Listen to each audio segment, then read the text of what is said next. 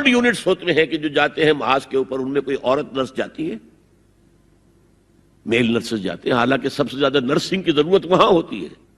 کسی کا بازو اڑ گیا ہے، کسی کی ٹانگ اڑ گئی ہے، کسی کے پیٹ میں آ کر کسی بم کا ٹکڑا جو ہے لگایا، تڑیاں باہر نکلی ہوئی ہیں، تو نرسنگ سب سے زیادہ وہاں ضروری ہے. وہاں تو فیمیل نرسز نہیں ہوتی، میل ہوتے. سیگریگیشن سیگریگیشن سیگریگیشن، یہ آگ اور پانی کا ملاپ درست نہیں ہے. تو بڑا، سب سے بڑا پردہ تو یہ ہے. دوسرا پردہ، دوسرا قلعہ، گھر کی چار دیواری. وَقَرْنَ فِي بُيُوتِكُنَّ وَلَا تَبَرَّجْنَ تَبَرُّجَ الْجَاهِلِيَّةِ الْأُولَىٰ. قرار پکڑو اپنے گھروں میں، وقار کے ساتھ رہو، ٹھہری رہو اپنے گھروں میں، اور بند سمر کر باہر نہ نکلو جیسے کہ تم جاہلیت کے دور میں نکلتی تھی. اس کو ہمارے ماڈرن لوگ کہہ دیتے ہیں یہ تو صرف ازواج مطہرات کے لیے تھا. اس سے بڑی جہالت کوئی نہیں ہو سکتی. دیکھیے ایک نقطہ، یہ شاید پہلے کبھی آپ کے ذہن میں نہ آیا ہو. ازواج مطہرات سے خاص کیوں خطاب کیا گیا؟ اس کی وجہ ہے اسی سورہ احزاب میں جس میں یہ مضمون آیا ہے وَقَرْنَ فِي بُيُوتِكُنَّ وَلَا تَبَرَّجْنَ تَبَرُّجَ الْجَاهِلِيَّةِ الْأُولَىٰ. اسی میں آیت آئی ہے لَقَدْ كَانَ لَكُمْ فِي رَسُولِ اللَّهِ أُسْوَةٌ حَسَنَةٌ. مسلمانوں تمہارے لیے اللہ کے رسول کی شخصیت کے اندر ایک نہایت عمدہ نمونہ ہے، اور یہ معجزہ ہے. مردوں کی ہر حیثیت کے لیے اسوہ ہے محمد صلی اللہ علیہ وسلم. امام کے لیے آپ کا اسوہ ہے کہ نہیں؟ مسجد نبوی کے امام تھے کہ نہیں؟ مبلغ کے لیے ہے کہ نہیں؟ سب سے بڑا کام تو آپ کا تبلیغی تھا. مزکی اور مربی کے لیے ہے کہ نہیں؟ باپ کے لیے ہے یا نہیں؟ شوہر کے لیے ہے یا نہیں؟ سپہ سالار کے لیے ہے یا نہیں؟ قاضی القضات کے لیے ہے یا نہیں؟ مرد کی ہر حیثیت کے لیے اسوہ ہے. آخر عورت کی نسوانی زندگی کے لیے تو حضور رسوا نہیں بن سکتے، یہ خلا ہے. مرد کے لیے کامل اسوہ، عورت کے لیے بھی اسوہ، لیکن اس کی خاص نسوانی زندگی کے لیے اسوہ نہیں. اس خلا کو پر کیا ازواج مطہرات سے. لستن کاحد من النساء، اے محمد کی بیوی تم عام عورتوں کے مانند نہیں ہو. پھر جو احکام دیے گئے ہیں وہ سب کے لیے ہیں، لیکن اس میں چیریٹی بگنز ایٹ ہوم. گھر سے شروع کرو. سب سے پہلے خواتین، حضور کی بیویاں جو ہے وہ مخاطب ہیں. اور اے مسلمانوں، اگر حضور کی بیویوں سے کوئی چیز مانگنی ہو تو حجاب کے پیچھے سے مانگو، رو در رو مت ہو. فَاسْأَلُوهُنَّ مِنْ وَرَاءِ حجاب. یہ دوسرا قلعہ ہو گیا. حافظ ناموس زن. مقصد کیا ہے؟ عورت کی عزت، عورت کی عصمت، عورت کی عفت کی حفاظت. تیسرا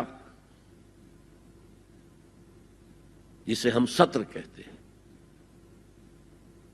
عورت گھر میں بھی ہے، گھر میں ہے، اور وہاں صرف محرم آئیں گے، نامحرم نہیں آئیں گے. محرموں کی اتنی لمبی لسٹ دی گئی ہے، اللہ نے کس لیے دی ہے؟ کیا قرآن مجید میں لفاظی ہے؟ ایک ایک لفظ گنجینہ معنی کا طلسم اس کو سمجھیو، جو لفظ کے غالب میرے اشعار میں آوے. غالب نے تو تعلی کی ہے، اللہ کے کلام میں تو یہ بات صحیح ہے نا. گھر کے اندر نامحرم نہیں آئے گا.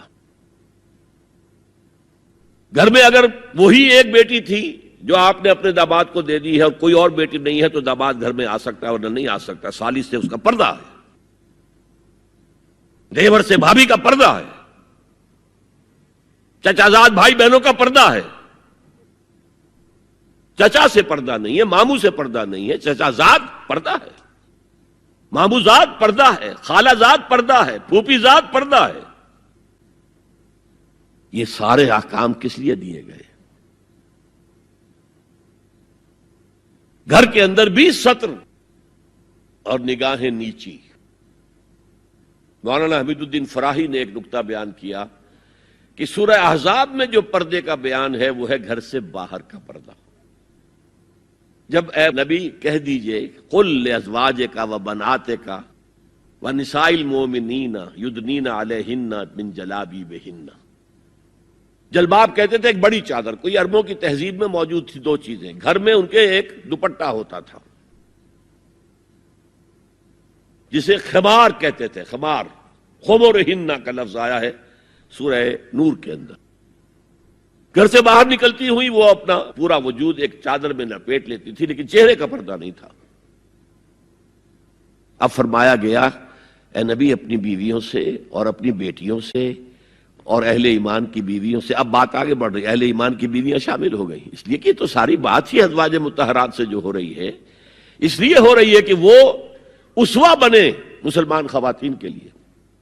ان سے کہہ دیجئے وہ اپنی چادروں کے پلو لٹکا لیا کریں. یہ جو گھونگھٹ کا تصور بعد میں ہوا ہے یہ ہے تیسرا پردہ. سطر کی حد تک ہے سطر آپ نے، اور اس میں بھی کیسے کیسے احکام دیے گئے. لباس وہ پہنو جو ڈھیلا ہو، تنگ نہ ہو، ٹائٹ نہ ہو، جو جسم کے نشیب و فراز کو واضح کر رہے ہو. اتنا باریک نہ ہو کہ جسم جھلک رہا اس میں سے. اور اس پر اضافہ وَاضْرِبْنَا بِخُمُرِهِنَّ عَلَى جُيُوبِهِنَّ، اپنے گریبانوں کے اوپر اپنی روڑنیوں کے، یہ خمار آ گیا جو اوڑھنی ہوتی ہے، اس کے بکل مار لو، تاکہ نسوانی حسن کا ایک بڑا حصہ ہے یہ چھاتی جو ہے، اس کو اور ایک کور ایڈیشنل مل جائے. کرتا تو ہے ہی لیکن وَاضْرِبْنَا بِخُمُرِهِنَّ، خمار کی جمع خمر. سورہ احزاب میں آیا جلابیب، جلباب کی جمع، وہ بڑی چادر جس میں لپٹ کر گھر سے نکلتی تھی. لیکن یہ کہ یہاں پر خمرہن، خمار کہتے ہیں اوڑھنی کو جو گھر میں بھی استعمال ہوتی ہے، تو وہ سر پر بھی ہو اور اس کا ایک بکل جو ہے تمہاری سینے پر بھی آ جائے، ایڈیشنل کورنگ.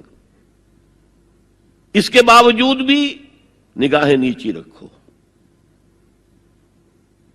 باپ کی نگاہ بھی نہ پڑے تمہارے نسوانی حسن پر، وہ بھی مرد ہے. بھائی کی نگاہ نہ پڑے. اہل ایمان تم بھی اپنی نگاہیں نیچی رکھو، اور اہل ایمان عورتوں تم بھی اپنی نگاہیں نیچی رکھو. اور آج انسسٹ جو ہے، باپ کا بیٹی سے ملوث ہو جانا اور بیٹے سے ماں کا ملوث ہو جانا اور بہنوں اور بھائیوں کے درمیان، یہ اس قدر پھیل چکا ہے. امریکہ کے اندر وہاں سب سے مہنگے ڈاکٹر جو ہے وہ سائیکیٹرسٹ ہیں، سب سے مہنگی دوائیاں جو ہیں وہ دماغ امراضی کی ہیں. اور وہ سائیکیٹرسٹ کہتے ہیں کہ انسسٹ جو ہے، حرام رشتوں کے اندر جو ہے اگر زنا کا معاملہ ہو رہا ہو تو یہ سب سے بڑا سبب ہے دماغی امراض کا اس معاشرے کے اندر. فطرت کے خلاف جو کام ہوتا ہے، طبیعت یہ بات تو کرتی ہے نا، شوق تو ہوتا ہے، پھر دماغی توازن کھو بیٹھتے ہیں. یہ ہے 3 پردے ہیں مسلمان عورت کے، جس کو آج بالکل ختم کرنے پر مغرب تلا ہوا ہے. اس لیے کہ کسی بلی کی دم کٹ جائے تو وہ چاہے گی کہ سب کی کٹ جائے. ان کا بیڑا غرق ہو چکا ہے، ان کی تہذیب ختم ہو چکی ہے. تہذیب نہیں ہے آج ان کے پاس، خاندانی نظام ختم ہو چکا ہے. بوڑھے والدین کو لے جا کے اولڈ ہاؤسز کے اندر پھینک دیا اور وہ سال سال بھر ترستے رہتے ہیں، کوئی نہ بیٹا آتا ہے نہ بیٹی آتی ملنے. بس ٹھیک ہے نا، ہم نے فریج دے رکھا ہے، سب کچھ سامان وہاں پہ ہوتا ہے، ٹیلی ویژن دے رکھا ہے، اپنا وقت گزاریں. اپنے بیٹوں بیٹیوں کو دیکھنا نصیب نہیں ہے. اب تو یہاں تک نوبت آئی ہے کہ پہلے کم سے کم یہ ہوتا تھا کہ کرسمس پر یقینی ہو جاتا تھا کہ بیٹا بیٹی ملنے آئیں گے، اب وہ بھی نہیں ہے. خاندانی نظام کیسے قوی ہوگا؟ لڑکا ایک خاص عمر کا ہوا، جاؤ اب نکلو گھر سے، اب جاؤ اپنی کوائی کرو اور کھاؤ، ہم سے معاملہ ختم ہے. لڑکی جاؤ، تو ظاہر بات ہے کہ لڑکا لڑکی بھی پھر وہی کریں گے، بعد میں اٹھا کر پھینکیں گے آپ کو. گھر میں نہیں رکھ سکتے، ہماری آزادی میں مخل ہوتے ہیں.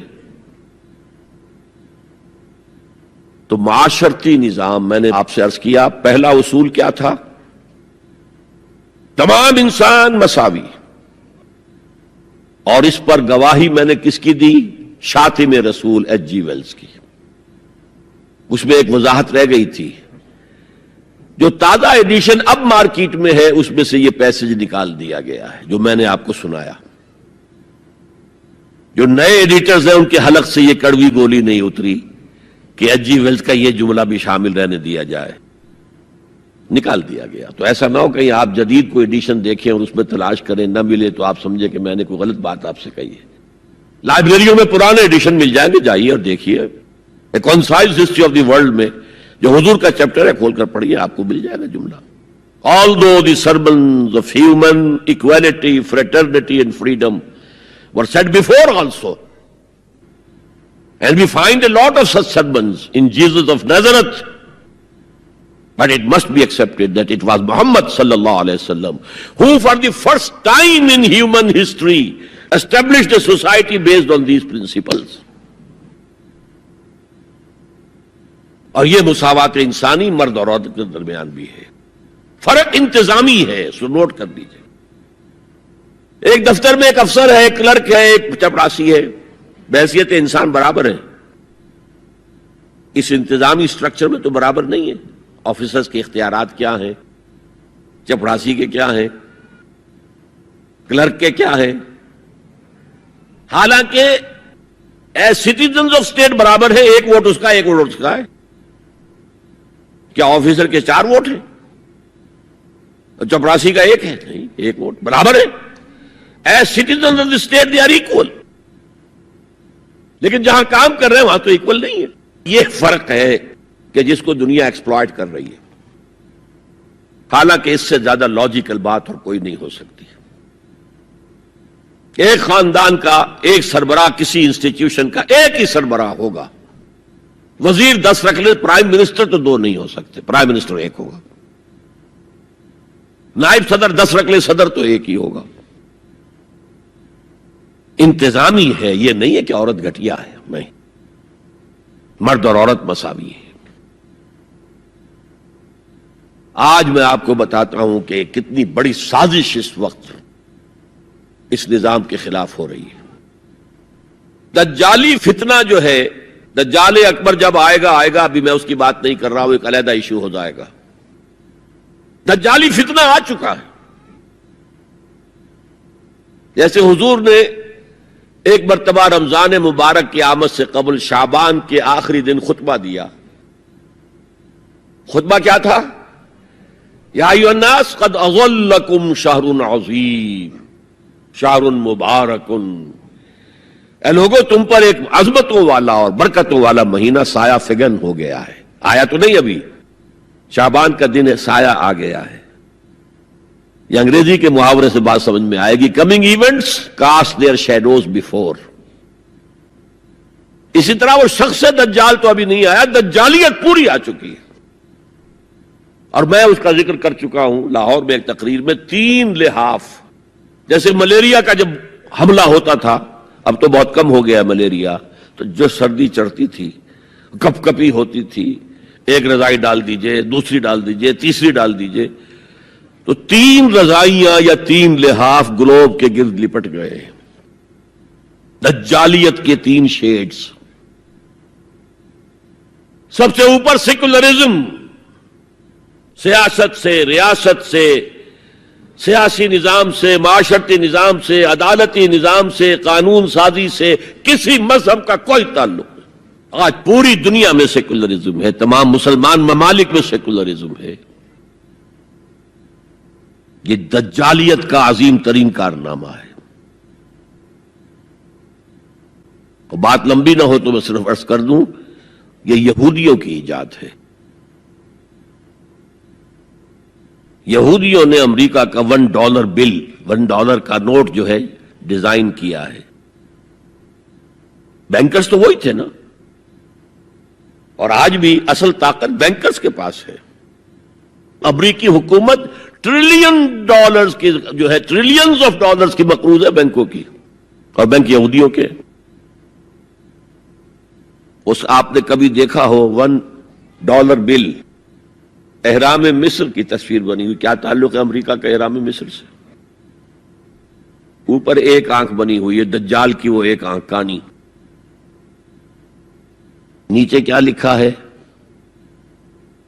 آرڈس نووس سیکولورم، نیو سیکولر آرڈر ہم نے قائم کرنا ہے دنیا میں.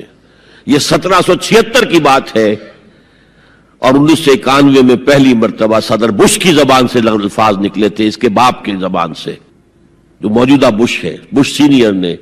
اب دنیا میں نیو ورلڈ آرڈر قائم ہوگا. اصل میں وہ کس کا خیال ہے؟ یہود کا ہے. This new world order is going to be Jew world order.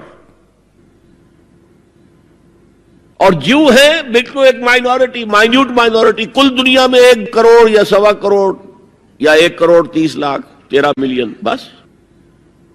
تو اگر مذہب اور ریاست کا کوئی تعلق ہو تو ان کی کیا حیثیت ہے؟ اور جب مذہب ایک طرف رکھ دیا گیا تو برابر کے شہری ہے. یہ سیکولرزم اس لیے یہودیوں کی ایجاد ہے. پوپ کے خلاف بغاوت کروانے والے یہودی ہیں، پروٹیسٹنٹ مذہب پیدا کرنے والے یہودی ہیں، سود کی اجازت لینے والے یہودی ہیں. ورنہ جب تک پوپ کا اقتدار تھا یورپ میں ہر طرح کا سود حرام تھا، یوزری بھی اور کمرشل انٹرسٹ بھی، دونوں حرام تھے. یہ لیا گیا ہے اجازت کیلوین کے ذریعے سے کتاب لکھوا کر. اور انگلستان نے پہلا ملک جو ہے جس نے بغاوت کی پوپ کے خلاف وہ انگلستان تھا. چرچ آف انگلینڈ علیحدہ ہو گیا، پوپ سے اس کا کوئی تعلق نہیں، پروٹیسٹنٹ ملک بن گیا. پہلا بینک آف انگلینڈ پہلا ہے جو قائم ہوا ہے. اور شاید میں نے آپ کو بتایا تھا کہ علامہ اقبال 1905 سے 1908 3 برس صرف رہے ہیں انگلستان میں اور جرمنی میں، اور اپنی ڈاکٹریٹ بھی کر رہے تھے اور بیرسٹریٹ اطلاع بھی ہو رہا تھا. لیکن ساتھ ہی ان کا مشاہدہ اتنا گہرا تھا کہ انہوں نے دیکھ لیا تھا کہ فرنگ کی رگے جاں پنجے یہود میں ہے. اور اس وقت فرنگ کا امام کون تھا؟ برطانیہ. اب فرنگ کا امام کون ہے؟ امریکہ. اور اس کی رگے جاں پنجے یہود میں ہے. امریکہ کا کوئی صدر ہل نہیں سکتا. تو نمبر 1 تو سیکولرزم ایک لحاف ہے. نمبر 2 سود، جوا، منشیات کی ٹریڈ اور سیکس کو ایکسپلائٹ کر. ہر اشتہار میں عورت ہے. اللہ کے بدو سوچو یہ کیا ہو رہا ہے. عورت کی فوٹو کے بغیر موٹر سائیکل نہیں ہوگی، وہ بھی بیٹھی نظر آئے گی عورت. کوئی شے کسی شے کا اشتہار عورت ہوگی. عورت بک رہی ہے، بکری کا ذریعہ بن رہی ہے. وہ انٹرسٹ، جوا، فحاشی اور اس کی بنا پر آمدنی، اس سب کا لحاف ہے جو پوری دنیا کو اپنے لپیٹ میں لے چکا ہے. کوئی مسلمان ملک اس سے آزاد نہیں. دجالیت کے 2 لحاف.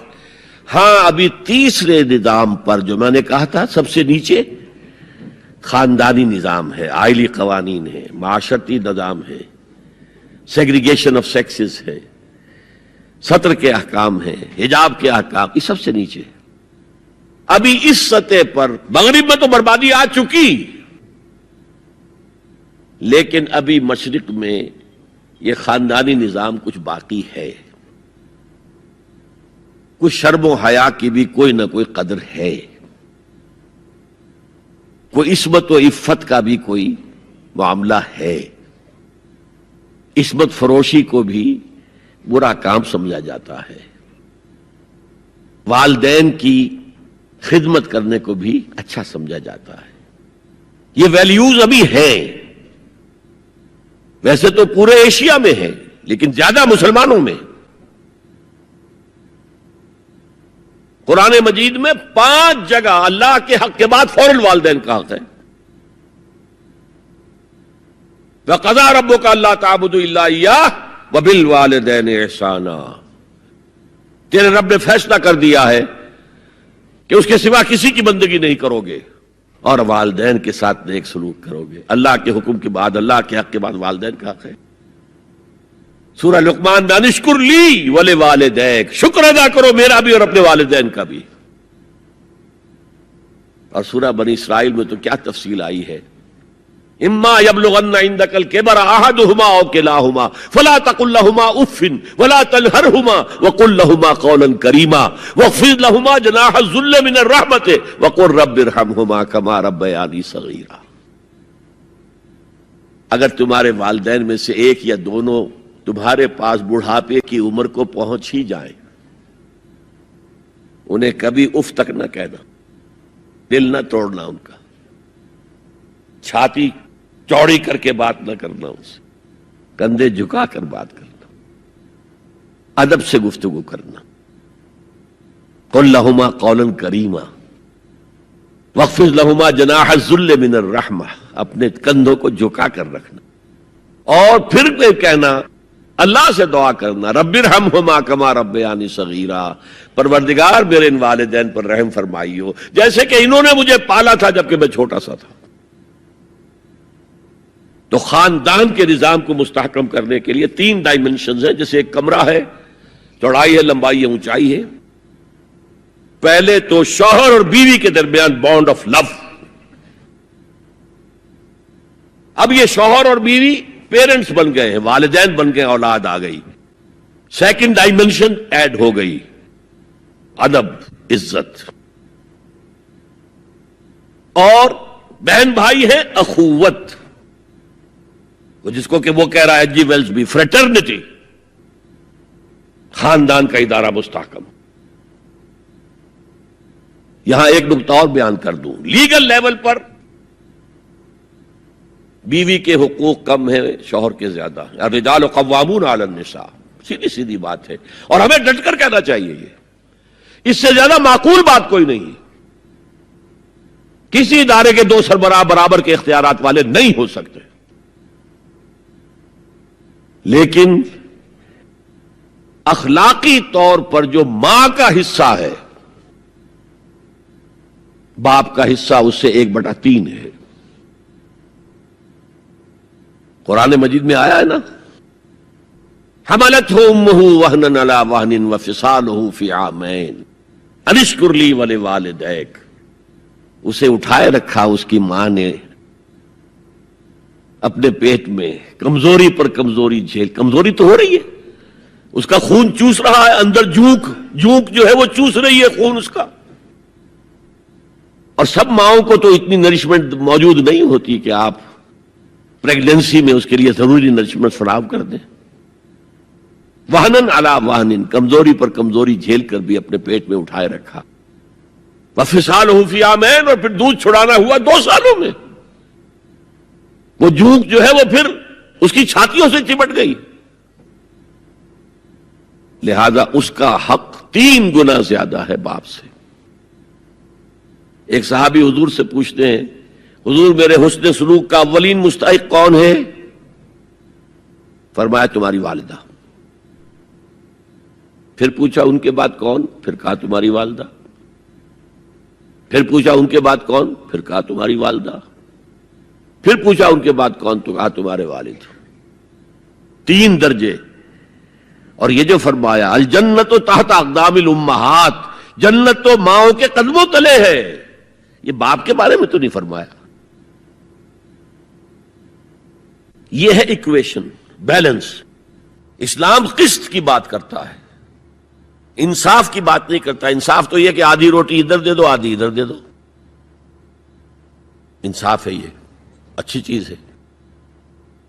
یہ قسط یہ ہے کہ بوجھ اٹھانا ہے تو جو زیادہ قوی ہے اس کو زیادہ بوجھ دو اٹھائے، اور جو کمزور ہے اسے کم بوجھ دو، یہ قسط ہے۔ تو اسلام نے عورتوں پر ذمہ داریاں کم رکھی، ان کے اختیارات کم رکھے، لیکن اولاد پر حق ماں کا 3 درجے فائق رکھا، اور اس سے وہ خاندان کا ادارہ جو ہے مستحکم ہوتا ہے۔ تو آج کیا سازش چل رہی ہے؟ ویسٹ تلا ہوا ہے ایسٹ کے اندر بھی خاندانی نظام کو ختم کرنے پر۔ پہلے ایک کانفرنس ہوئی تھی، عالمی کانفرنس، ویمن فریڈم کی کانفرنس قاہرہ میں، پھر ہوئی بیجنگ میں، بیجنگ، کائرو، اور پھر بیجنگ+5 کانفرنس، بیجنگ کانفرنس کے 5 سال بعد یونائٹڈ نیشنز جنرل اسمبلی کے تحت ہوئی، اور ان سب کا مقصد کیا ہے؟ پروسٹیٹیوشن کو ایک باعزت پیشہ سمجھا جائے۔ یہ بھی محنت ہے نا، ایک مزدور اپنے جسمانی مسکولر طاقت استعمال کر رہا ہے، ویج لے رہا ہے، ایک عورت اپنے جن سے اس کو استعمال کر رہی ہے، لے رہی ہے۔ اب اس کا نام پتہ کیا رکھا گیا؟ Sex worker. سیکس ورکرز بالکل برابر ہوں گے، باعزت ہوں گے، ان کے کوئی آپ یہ نہیں کہہ سکتے کہ غلط کام کر رہے۔ ہومو سیکسولیٹی کو بھی ایک نارمل ایٹیٹیوڈ قرار دیا جائے، یہ اب نارمل نہیں ہے۔ آپ کو معلوم ہے امریکہ میں، سویڈن میں تو بہت پہلے سے تھا، برطانیہ میں تھا، ہومو سیکسول میرجز، 2 مردوں کی شادیاں ہو رہی ہیں، ان میں سے ایک شوہر ہے اور ایک بیوی ہے، اور رجسٹر ہو رہی ہے شادی، رجسٹر۔ اب امریکہ میں بھی شروع ہو چکی ہے، کئی اسٹیٹس میں، کیلیفورنیا سے شروع ہوئی ہے، جو ہالی ووڈ اس کا گھر ہے۔ نمبر 3، طلاق اور وراثت میں مرد اور عورت برابر ہونے چاہیے، جب عورت چاہے طلاق دے دے۔ یہ نقشہ ہے جس کا نام پتہ کیا رکھا ہے؟ Social engineering programme of the United Nations Organisation. یہ نیو انجینئرنگ ہے معاشرے کو، جیسے کہ کہا رومی نے، گفت رومی ہر بنائے کوہنا کا باداں کنند، تو نہ دانی اولا تعمیر را ویراں کنند۔ رومی نے کہا کہ جب بھی کبھی کوئی نئی تعمیر کرنی ہو تو پچھلی تعمیر کو گرانا پڑتا ہے۔ یہ نئی سوسائٹی کی انجینئرنگ کیسے ہوگی جب تک کہ پرانی سوسائٹی ختم نہ ہو؟ عظیم فتنہ ہے یہ social engineering programme of the United Nations Organisation's General Assembly. یہ دجالی فتنے کی وہ سب سے نچلی سطح ہے جو ابھی عالم اسلام کے اوپر پوری طرح نہیں آئی۔ اگرچہ عالم اسلام کی ایلیٹ اکثر و بیشتر اس رنگ پہ جا چکی ہے، مغربی ویلیوز اور مغربی تہذیب کے اثرات آ چکے ہیں، لیکن ابھی نچلی سطحوں پر درمیانی طبقوں میں کچھ نہ کچھ مشرقی اقدار ہیں، کچھ شرم و حیا کی قدر و قیمت ہے، عصمت و عفت کی کوئی قدر و قیمت ہے۔ اور اصل میں یہ یہودی پروگرام ہے، تمام انسانوں کو حیوان بنا دو، اور حیوانوں کو ایکسپلائٹ کرنا ہمارا حق ہے۔ انہوں نے جو نام دے رکھا ہے پوری دنیا کو، گوئمز اینڈ جینٹائلز، یہ جو ان کی کتاب تالمود ہے، یہ تورات کی باتیں نہیں جو میں بتا رہا ہوں، ان کی تالمود جو کہ فقہ کی کتاب سمجھ لیجئے، اس میں لکھا ہے کہ جب سوائے ہمارے فل ہیومن بینگ صرف ہم ہیں، باقی سب یہ حیوان ہیں انسانی شکل میں، اور حیوان کو استعمال کرنا انسان کا حق ہے۔ گھوڑے کو تانگے میں جوتیں گے بگی میں، ہمارا حق ہے۔ بیل کو آپ جوت دیں گے ہل میں، حق ہے۔ اسی طرح انسانوں کو ایکسپلائٹ کرنا ہمارا حق ہے۔ البتہ جیسے گھوڑے کو بھی کچھ دانہ ڈالیں گے شام کو تو اگلے روز استعمال کریں گے نا اسے، تو کچھ نہ کچھ انہیں بھی دینا چاہیے۔ تمام دنیا مزدور بن جائے، انسانی اخلاقیات ختم ہو جائیں اور یہ حیوانوں کی طرح کام کریں، البتہ اس میں سے ہم کچھ ان کو بھی دیں گے، باقی ملائی ہم کھسیٹ لیں گے اپنے بینکنگ کے نظام کے تحت۔ وہ حکومت اپنی پوری دنیا پر نہیں چاہتے۔ اصل میں یہ بات آئی گئی ہے تو عرض کر دوں، وہ کولونیلزم ختم ہو چکا ہے کہ انگریز یہاں آیا تھا اور ڈچ کہیں پہنچ گئے تھے، انڈونیشیا، سماٹرا، جاوا، اور کہیں فرانسیسی آ گئے تھے، شام پر اس کا اور الجزائر پر اس کا قبضہ تھا۔ یہ تھا ڈائریکٹ کولونیلزم۔ اب اس میں ہوتا کیا تھا؟ وقتاً فوقتاً بغاوتیں اٹھتی تھیں، لوگ مارتے تھے ان کو، یہ ان کو مارتے تھے۔ انہوں نے کہا یہ بستر تو لپیٹ دو، ایک نیا کولونیلزم شروع کر دو. ورلڈ بینک 1950 میں قائم ہو گئے. ہمیں آم کھانے ہیں، پیڑ گرنے سے کیا فائدہ؟ براہ راست حکومت کریں گے تو ریزنٹمنٹ ہوگی، وہ ہمیں ماریں گے، ہمیں بہت خرچ کرنا پڑے گا انہیں دبانے کے اوپر. کیا ضرورت ہے؟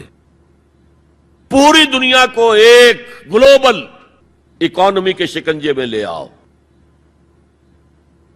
World bank and IMF، international monetary fund, ان کے شکنجے میں کس لو. بس سب کام کریں اور وہ بھی کھائیں، کچھ کھائیں تبھی تو اگلے روز کام کر سکیں گے. لیکن یہ کہ ہم کھینچ لیں گے. وہ جو سونے کی چڑیا تھی، اگر ہم ایسے ہی سونا کھینچ لیں اپنے گھروں میں بیٹھے ہوئے، تو ہمیں کیا ضرورت ہے وہاں جائیں اور ان کو ماریں اور وہ ہمیں ماریں؟ یہ ہے یہود کا سوچ. ہاں، گریٹر اسرائیل وہ بنانا چاہتے ہیں، اور ایک ہی سبب ہے عراق پر حملے کا. ایک ہی سبب ہے. It's the beginning of coming into existence of greater Israel. Sharon نے کہہ دیا تھا، یاد ہوگا شاید، ان قریب عراق پر ہمارا قبضہ ہوگا. گریٹر اسرائیل میں عراق شامل ہے. پہلے کہتے تھے دریائے فرات تک، اب کہتے نہیں، دریائے دجلہ تک، ٹائگرس تک، یوفریٹ سے آگے بڑھ کر تاکہ سارا جو بھی زرخیز دوآبا ہے وہ بھی ہمارے قبضے میں آ جائے. تو یہ تیسرے لیول کے اوپر جب انسان حیوان بن جائے، جب اس کو کوئی فرق کرنے کی ضرورت نہ ہو کہ یہ بیٹی ہے اور یہ بیوی ہے، کیا ضرورت ہے؟ حیوان کوئی فرق کرتے؟ جب ہم بھی حیوان ہی ہیں. ڈارون کے نظریے نے حیوان بنا دیا، تو حیوان کوئی فرق کرتا ہے ماں بیٹی اور بیوی میں؟ ہم نے خامخواہ اپنے اوپر قدغنیں لگا رکھی ہیں. گو ہیڈ، جس طرح بھی چاہو اپنی سیکشول ارج کو پورا کرو. زنا تو ان کے ہاں پہلے بھی جرم نہیں تھا، زنا بالجبر جرم تھا. اور اب تاریخ نے عجیب کرشمہ دیکھا ہے. مسلمان ملک ترکی ہاتھ جوڑ رہا ہے کتنے سالوں سے کہ ہمیں بھی یورپین یونین میں شامل کر لو. وہ بار بار ٹھوکریں مارتے دفع ہو جاؤ. اب انہوں نے کیا کیا ہے؟ یورپین یونین نے کہا تمہارے قوانین میں سے یہ قوانین جو ہیں ہمارے تصور کے خلاف ہیں. 181 قوانین میں انہوں نے ترمیم کر دی. Let it become compatible with the European Union's laws. آپ کو معلوم ہے محاورہ ہے، round peg in square hole fit نہیں ہوگا، یا square peg in round hole fit نہیں ہوگا. اس کے چاروں کونے تراش دو تاکہ جا سکے. اور سب سے بڑا جو مجھے صدمہ ہوا، اتا ترک کے اس ترکی میں زنا کوئی قابل سزا جرم نہیں تھا. اب یہ جو پارٹی آئی تھی، یہ کچھ کہا گیا تھا، کچھ اسلامی ذہن کے لوگ ہیں، یہ ہیں وہ ہیں، انہوں نے ایک بل جو ہے اپنی اسمبلی میں پیش کرنے کے لیے تیار کر لیا کہ زنا کو بھی قابل تعزیر جرم قرار دیا جانا چاہیے. یورپین یونین والوں نے شور مچا دیا، ایک طرف ہمارے ساتھ آنا چاہتے ہیں، دوسری طرف یہ کام کرنا چاہتے ہو. انہوں نے فوراً اپنا وہ بل واپس لے لیا. یہ حال ہے آج ہمارا. میرا یہ حال، بوٹ کی ٹو چاٹتا ہوں میں، اور ان کا یہ حکم دیکھ میرے فرش پر نہ رینگ. کیا کر رہا ہے وہ؟ بوٹ کی ٹو چاٹنے کے لیے فرش پر تو پڑنا ہی ہوگا نا، لیکن یہ کہ میرے فرش پر نہ رینگ، میرے قالین کو خراب نہ کر. اس تیسرا معاشرتی اور سماجی نظام کا معاملہ ہے کہ جو اس وقت ان کا ٹارگٹ ہے. اسی لیے میں نے اسے اپنی آج کی پوری گفتگو کا عنوان بنایا. سمجھے کیا خطرات آ رہے ہیں، اپنی قدروں کی طرف پلٹے. اس دور میں سب مٹ جائیں گے، ہاں باقی وہ رہ جائے گا جو قائم اپنی راہ پہ ہے اور پکا اپنی ہٹ کا ہے. ہمارے لیے اسوہ ازواج مطہرات ہیں، ہماری خواتین کے لیے. ان کا اختیار کیا جائے، ان کا نقش قدم پہ چلا جائے، اور پورے سماجی نظام کو، پورے معاشرتی نظام کو ان اقدار پر اٹھایا جائے کہ جو قرآن مجید نے ہمیں دی ہیں. یہی ہمارے لیے نجات کی راہ ہے. اقول قولی ھذا واستغفر اللہ لی ولکم ولسائر المسلمین والمسلمات.